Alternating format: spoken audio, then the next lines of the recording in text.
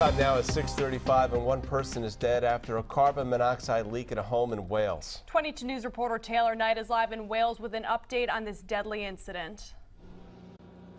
You can see the Wales Fire Department behind me here. The State Fire Marshal's office said the carbon monoxide leak happened at a home about 2 miles away from here on Browse Beach Drive on Wednesday afternoon. State Fire Marshal spokeswoman Jennifer Meath told 22 News that one person died and one was hospitalized following the CO leak. No word yet on what caused the leak, but improper venting of home heating systems is the leading cause of CO poisoning inside of a home. The CDC reports that more than 400 Americans die from unintentional CO poisoning every year. Symptoms are often described as being similar to the flu, including dizziness, upset stomach, and chest pain.